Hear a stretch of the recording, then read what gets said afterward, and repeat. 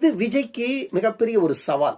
இந்த சவாலை விஜய் எப்படி எதிர்கொள்ள போகிறார்? 2021 அதிமுக ஆட்சியிலிருந்து வெளியேறுகிறது.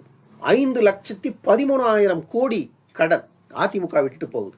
2021 இந்த 5,13,000 கோடி கடன் என்பது விடுதலை இந்தியா தொடங்கி இன்றைக்கு வரைக்கும் 5,13,000 கோடி கடன். நல்லா புரிஞ்சுக்கிங்க.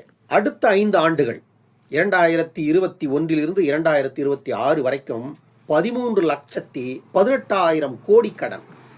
எப்படி வந்தது சொல்லுங்க? எப்படி வந்தது?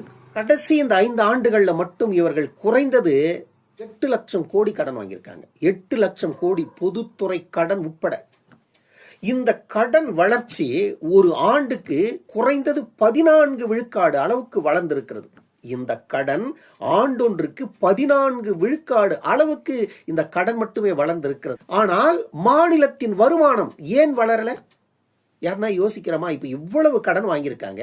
இந்த வாங்கின கடனை இங்க முதலீடா போட்டு இருந்தா அதிலிருந்து வருகின்ற வருமானம் வளரணும் இல்லையா? ஆனா வருமானம் வளரல. கடன் 14 விழுக்காடு வளர்ந்திருக்கிறது, வருமானம் என்பது வளரல. ஏன் வளரல? ஆனா இதை கேட்டால் தங்கம் தென்னரசு நேற்று அவர் ஒரு செய்தியாளர் சந்திப்பு நடத்துறாரு. அதுல என்ன சொல்றாரு அப்படின்னா, மாநிலத்தினுடைய டிஜிபி 28.3 விழுக்காடுக்கு உள்ளதான் இருக்கு. வரம்பை நாங்க மீறல, வரம்புக்குள்ளதான் நாங்க கடன் வாங்கியிருக்கின்றார். அப்ப கடன் வாங்குவதற்கென்று ஒரு வரம்பு இருக்கிறது மாநிலத்திற்கு. அந்த வரம்புக்குள்ள நாங்க வாங்குறோம், அது பிரச்சனை இல்லை.